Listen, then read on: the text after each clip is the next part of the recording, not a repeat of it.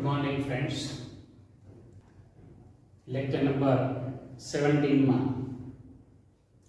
Simple past tense ના એટલે કે સાદા ભૂતકાળના આપણે વર્બલ ક્વેશ્ચન શીખી ગયા. સિમ્પલ પાસ્ટ ટેન્સ નો આપણે વર્બલ ક્વેશ્ચન છે એ ડીડ થી બનાવ્યું.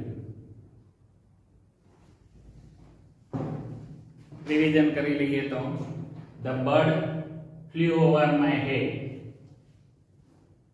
आज सेंटेंस छे ए सेंटेंस ने આપણે વર્બલ ક્વેશ્ચન થી જો બનાવવું હોય તો did the bird fly over your head. તો આ વર્બલ ક્વેશ્ચન બની ગયું. did Rekha cut the potatoes with a knife?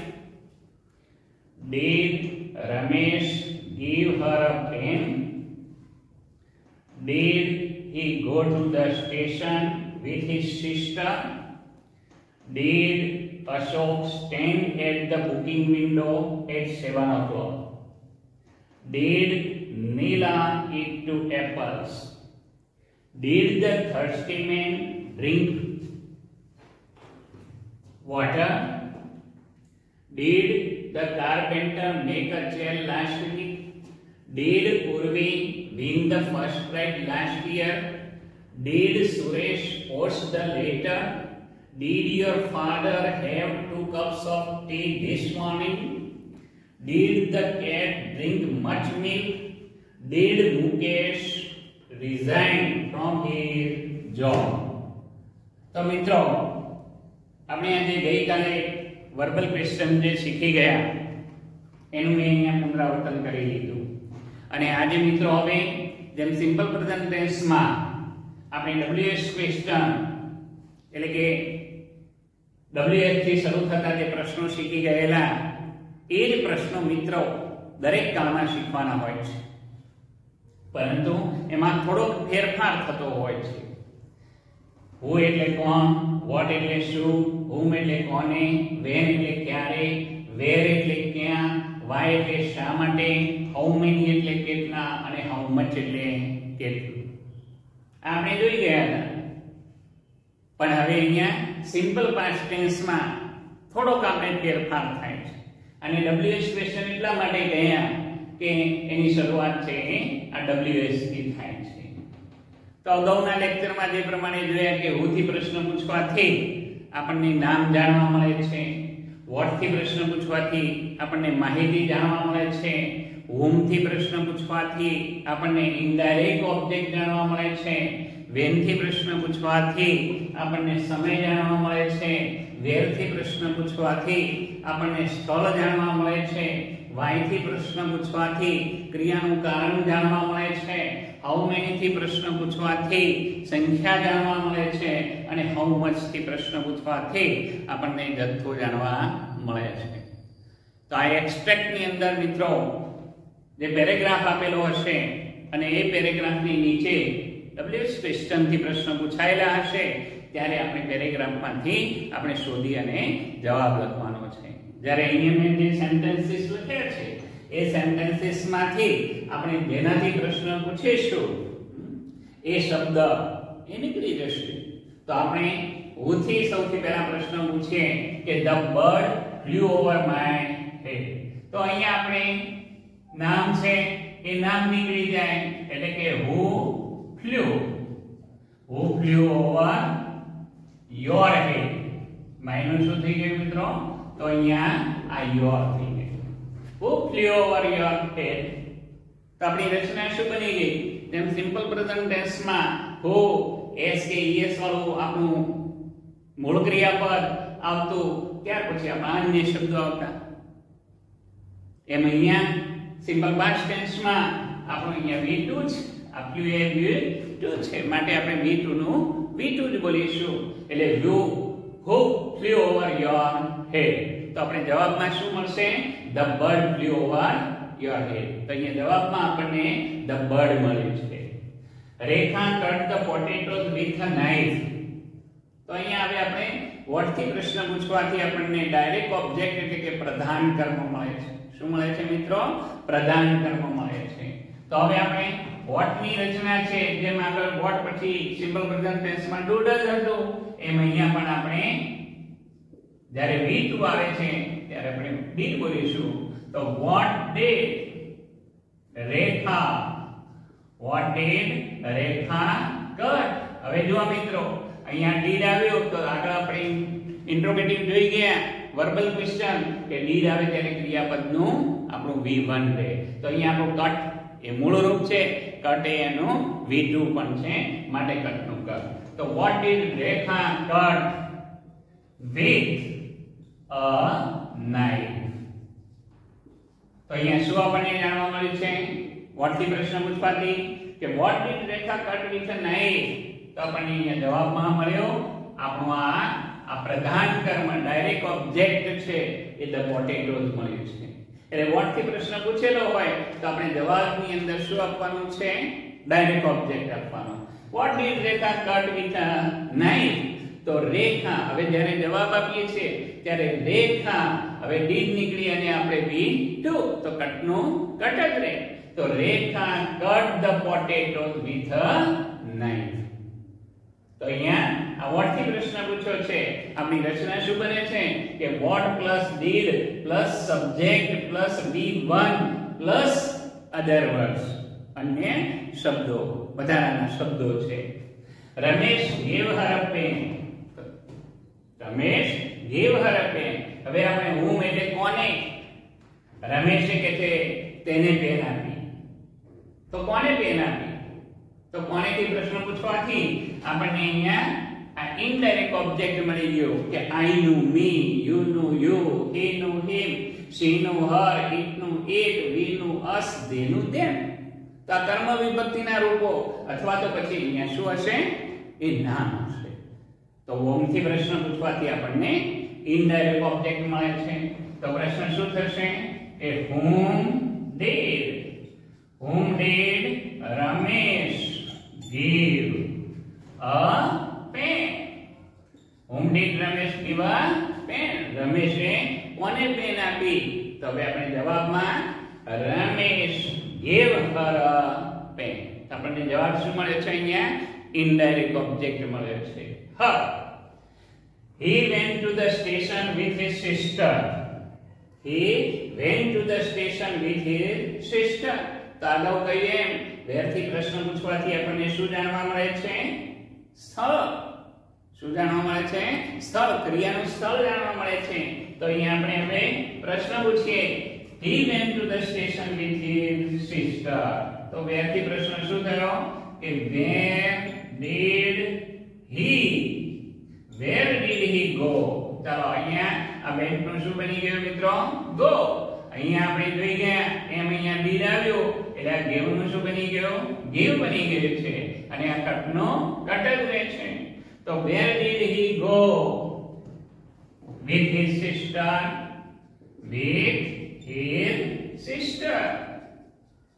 તે તેની બેન સાથે ક્યાં ગયો તો ક્યાં ગયો તો આપણને સ્થળ મળી ગયું છે to the station જવાબમાં શું મળ્યું છે to the station પ્રશ્ન પૂછો કે where did he go with his sister તો હવે અહીંયા આ જવાબમાં શું બની ગયું he હવે did નીકળી અને go નું શું થઈ ગયું went he went to the station with his sister Ashok stood at the booking window at 7 o'clock હમણાં કહ્યું પ્રમાણે કે when થી પ્રશ્ન પૂછવાથી મિત્રો આપણને શું જાણવા મળે છે સમય જાણવા મળે છે ક્રિયાનો સમય જાણવા મળે છે કર્તા દ્વારા જે ક્રિયા થયેલી હોય એ ક્રિયાનો સમય છે કે Ashok stood at the booking window at 7 o'clock તો હવે આપણે when થી પ્રશ્ન પૂછીએ છીએ કે when did અશોક તો થયો when did અશોક આપણે નિયમ પ્રમાણે આ what થી whom થી when થી where થી why થી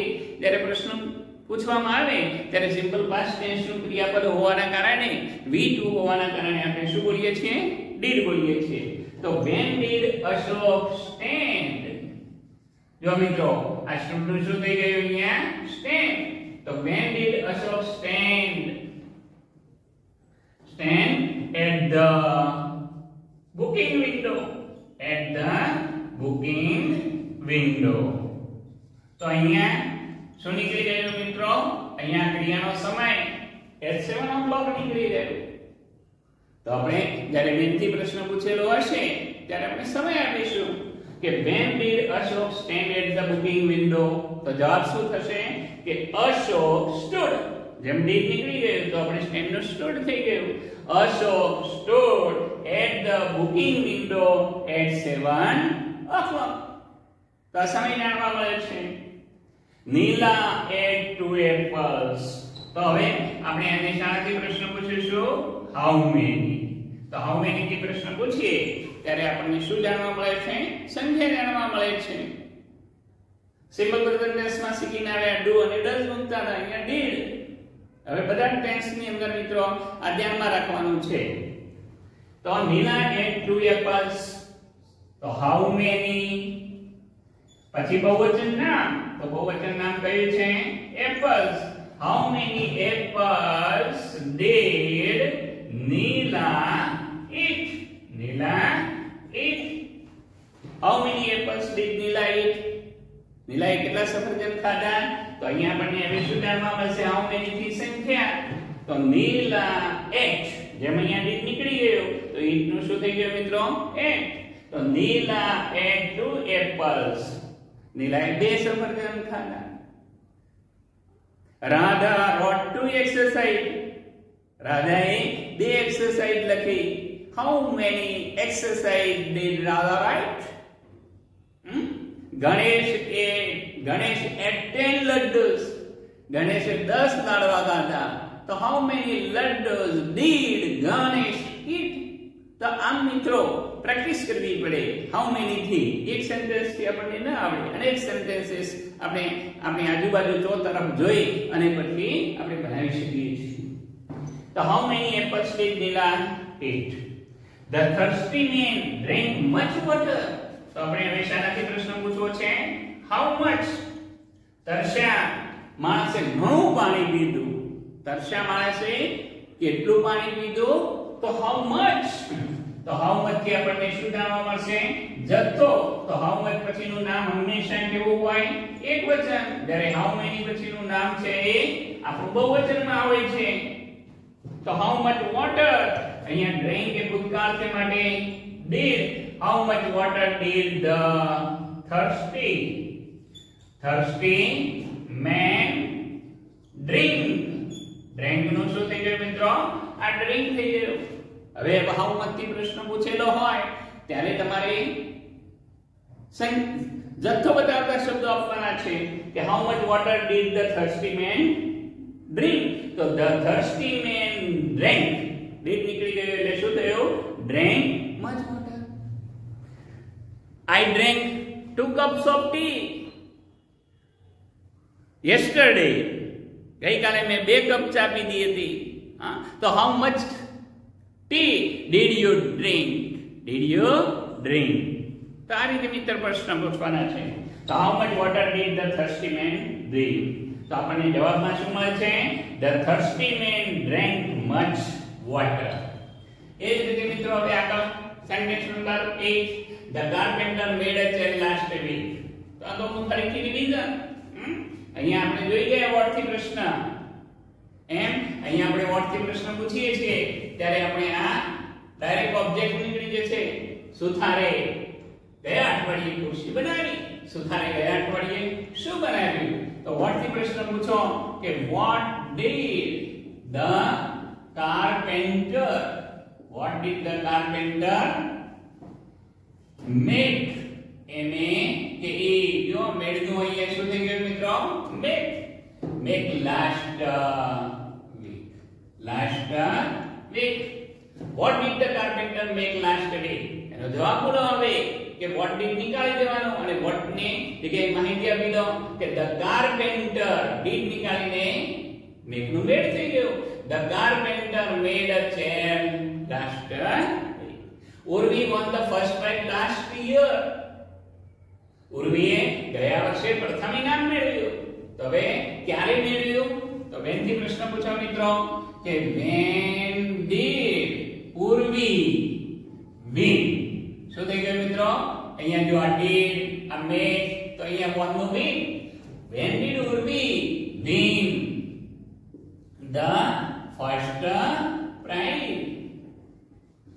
ઉર્વીએ પ્રથમ ઇનામ ક્યારે મેળવ્યું? જવાબ આપી દો હવે. when did નીકાળીને Urvi won. Meenu શું થઈ ગયો? won. Urvi won the first prize last year. Suresh posted the letter. હવે આગળ શીખી ગયા એમ ઉથી પ્રશ્ન પૂછીએ ત્યારે આપણને નામ જાણવા મળે કે who posted the letter. who posted the letter. તો જવાબમાં શું મળી ગયું? Suresh posted the letter. My father had 2 cups of tea this morning. તો હવે મિત્રો પ્રશ્ન પૂછો how many થી? તો how many સંખ્યા. how many cups of tea? how many cups of tea did your father? જો મિત્રો અહીંયા head છે, head અને have નું be to head.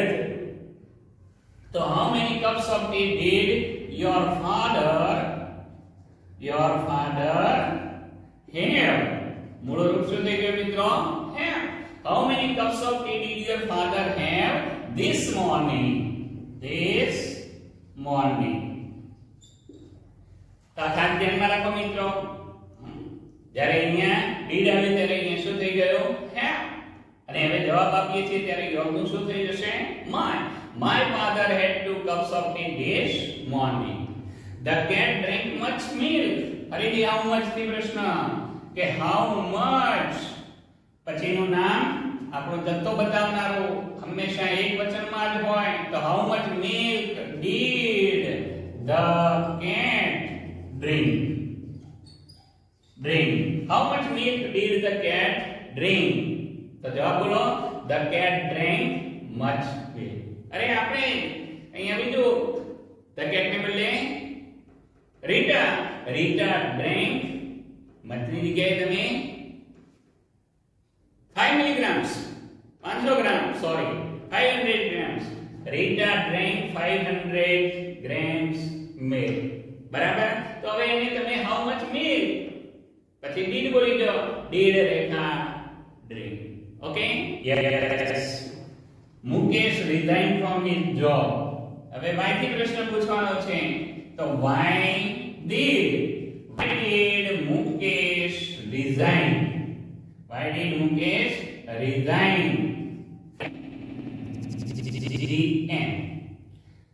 GN આ મૂળ રૂપ થઈ ગયું મિત્રો. આ resign નું શું થયું? મૂળ રૂપ. Why did Mukesh resign from his job? તો હવે જવાબનો વાક્ય આમનું વિધાન વાક્ય બની જાય કે મુકેશ resigned. હવે આ did નીકળી અને ઈડી કે મુકેશ resigned job because આપવાનું ક્રિયાનું શું આપવાનું છે? કારણ આપી દેવાનું છે. આપણા આ who થી what થી whom થી when થી where થી why થી how many અને how much. એવું નહીં કે સેન્ટેન્સમાં આ જે લખ્યું છે એનાથી. હવે માનો કે આપણો અહીંયા સેન્ટેન્સ નંબર 2 છે કે Rekha cut the potato with a knife. Rekha થી બટાકા કાપે. તો કેવી રીતે કાપે? how થી પણ પ્રશ્ન પૂછાય કે how did Rekha cut the potatoes? તો ત્યાં કાપ શું નીકળી ગયો? with a knife. મિત્રો દાળમાં એ પ્રમાણે કે આપણે પ્રશ્ન સેન્ટેન્સ નીચે પ્રશ્નો આપેલા કરેલો જે જવાબ હશે એ મેળવવા માટે આપણે આ who થી what થી whom થી when થી where થી why થી એ પ્રશ્નો પૂછેલા હશે એ તમારે શોધીને લખવા પડશે. માનો કે ફોર એક્ઝામ્પલ અહીંયા છે કે Ramesh gave her a pen. તો અહીંયા હવે her થી આ પ્રશ્ન પૂછ્યો. અહીંયા her ની નીચે અંડરલાઈન છે. તો હવે એનો જવાબ હંમેશા એ whom થી જ આવે. તો whom did Ramesh give a pen? પરંતુ મિત્રો અહીંયા whom થી નીચે બે વિકલ્પ પણ આપી દીધેલા હોય કે whom did Ramesh give a pen અને whom does Ramesh give a pen. તો હવે મિત્રો એ વખતે વિચાર કરવો પડે કયું સાચું? એ does વાળું સાચું કે did વાળું? એ વખતે મિત્રો અહીંયા કાળને અનુરૂપ કાળને અનુરૂપ અહીંયા તમારે જોવું પડે કે જો અહીંયા V2 હોય તો did હોય, અહીંયા S કે yes હોય તો અહીંયા does થી હોય, અહીંયા V1 હોય તો પછી એ do થી હોય. એટલે મિત્રો કાળને આધારે આપણે એ જે અંડરલાઈન કરેલા જે શબ્દો છે એને મેળવવા માટે કાળના આધારે આપણે કયું આપણે પસંદ કરવો વિકલ્પ એ બરાબર ધ્યાન રાખવું પડે. તો મિત્રો આ બધા જ વાક્યો છે એ બધા જ વાક્યોને જુદી જુદી રીતે આપણે છે એ પૂછી શકીએ કે Ramesh gave her a pen અને what થી પણ પ્રશ્ન પૂછાય. Ramesh gave her a pen, what did Ramesh give her? What did Ramesh give her? તો શું મળી ગયું? a pen મળી ગયું. આ who થી પણ પ્રશ્ન પૂછાય. who gave her a pen? તો શું મળી ગયું? Ramesh went to the station with his sister. અહીંયા આપણે બેથી પ્રશ્ન પૂછો, અહીંયા who થી પણ પ્રશ્ન પૂછી શકાય ને કે who went to the station with his sister. with his sister. મિત્રો અહીંયા આ બેથી અને whom થી પણ પૂછાય કે whom did he go to the station? તો આપણે જવાબમાં શું મળી ગયો? with his sister. Ashok stood at the booking window at 7 o'clock. અને ઉથી પણ પ્રશ્ન પૂછાય કે who stood at the booking window at 7 o'clock? where થી પણ પ્રશ્ન પૂછી શકાય કે where did Ashok stand? where did Ashok stand at 7 o'clock? 7 વાગ્યે અશોક ક્યાં ઊભો હતો? તો જવાબમાં મળશે Ashok stood at the booking window at 7 o'clock. Nila ate 2 apples. અને ઉથી પણ પ્રશ્ન પૂછી શકાય કે who ate 2 apples? તો જવાબમાં આપણને નીલા મળી ગયું છે. અને what થી પણ પ્રશ્ન પૂછી શકાય કે what did Nila eat? નીલાએ શું ખાધું? તો Nila ate 2 apples. તો મિત્રો આ રીતે આપણે WH જે ક્વેશ્ચન છે એ WH ક્વેશ્ચન ને સિમ્પલ પાસ્ટ ટેન્સ માં હોય ત્યારે આપણે did નો ઉપયોગ કરીશું. સિમ્પલ પ્રેઝન્ટ ટેન્સ માં હોય ત્યારે આપણે do અને does નો ઉપયોગ કરીશું.